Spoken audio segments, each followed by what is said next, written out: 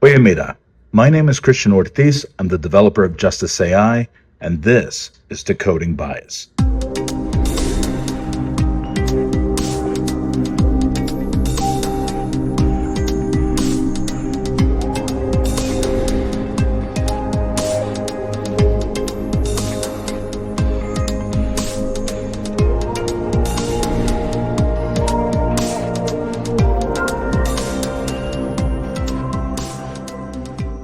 Recently, I've decided to scour the internet and social media platforms all around to find creators and individuals who are creating content all around colorism, classism, racism, especially in Latin America, so that we can truly analyze it, deconstruct it, and have these broader conversations to help our communities deconstruct from their toxic norms. And in doing this, I found a creator named AK Agumbiade on TikTok who made a video about colorism and classism on November 1st, 2022. Let's take a look. Traveling the world as a black man has always been very interesting. My most recent adventures is coming back recently, literally a couple days ago, from Santiago, Chile. Everywhere I went, people thought I was Haitian because there's a ton of Haitians who have been living there since a lot of them moved there because of the huge issues with the Haitian economy, especially after the massive earthquakes, I think a decade ago. But my most significant experience that I think probably had maybe racist, but definitely classist undertones is that I went to this bookstore. In this bookstore, I was trying to buy a book in Spanish for someone, and I pick up the book and I go to the counter to try to go pay. The guy tells me in Spanish that, oh, I can't really take this book. This is a bookstore, libreria. Like, he emphasizes a libreria. So I told him, yes, libreria. And I said in English, after I said libreria, like bookstore in English. So after hearing my very American accent, he's like, yes, sí. And he told me how much it cost, and I paid for it, and I left. First of all, I don't always assume everything is racist wherever I go. I think I probably experience more classism in other countries than racism, but people always assume you are based on like the outside identity that you have. But I also still wonder at the same time what elements of classism or racism other black people may face in Santiago as well, or maybe other parts of Chile, since, I don't know, to be honest, it seemed like there's a lot more perhaps racism directed towards the Venezuelans and Colombians that I heard from people who I was hanging out with. But I'm just kind of curious what other people experience and what goes down. So, if the concepts of colorism and classism are new to you and you are starting this journey of decolonizing or deconstructing from your toxic societal norms, whether you are Latino, whether you were born in the States, whether you were born in any other country, and settler colonialism has found its way to you and you want to know more about it, I'm going to take the transcript from his video and input it into Justice AI so that you can actually see what's at play here. Let's take a look.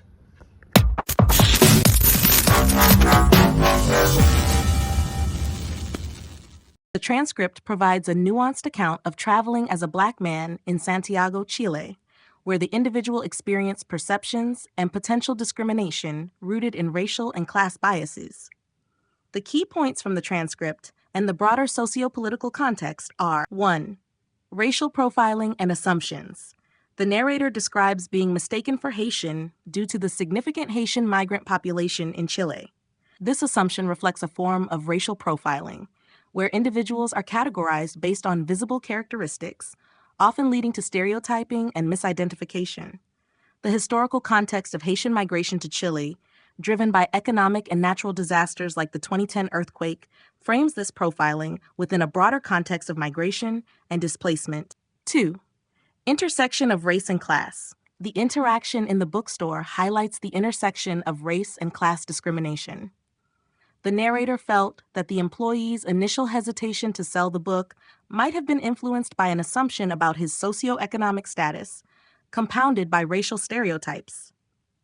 The emphasis on libreria suggests an underlying belief that the narrator might not belong in such a space, possibly because of perceived economic or educational status, which are often intertwined with race in societal perceptions. 3.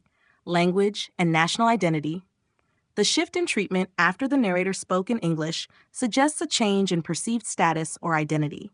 This moment reflects the complex dynamics of language as a marker of national identity and class. The ability to speak English, especially with an American accent, can alter perceptions, potentially overriding racial stereotypes with those based on nationality or perceived economic power. 4. Comparative discrimination.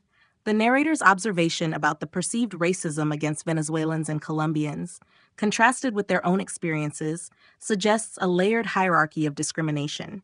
This hierarchy often exists in migrant communities, where different groups face varying levels of prejudice based on nationality, economic status, and racialized perceptions.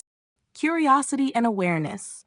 The narrator's reflections indicate an awareness of the broader social dynamics and a curiosity about the experiences of other Black people and migrants in Chile. This awareness is crucial in understanding how different forms of discrimination, racial, national, and class-based, interact and manifest in various contexts. 6. Systemic and structural issues.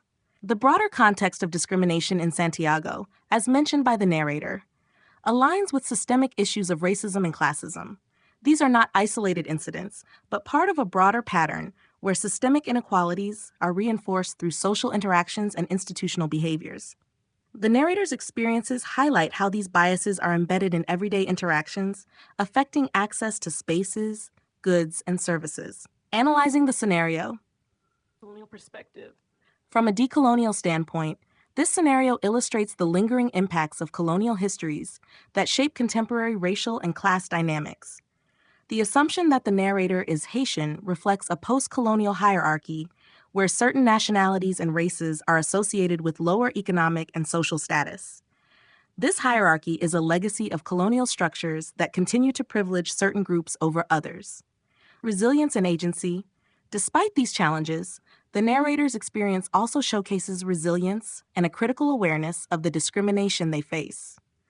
The decision to engage in the interaction despite potential prejudice demonstrates agency and a refusal to be limited by societal biases. This transcript, thus, encapsulates a microcosm of broader issues of racial and class discrimination, particularly as they relate to global migration patterns and the residual effects of colonialism.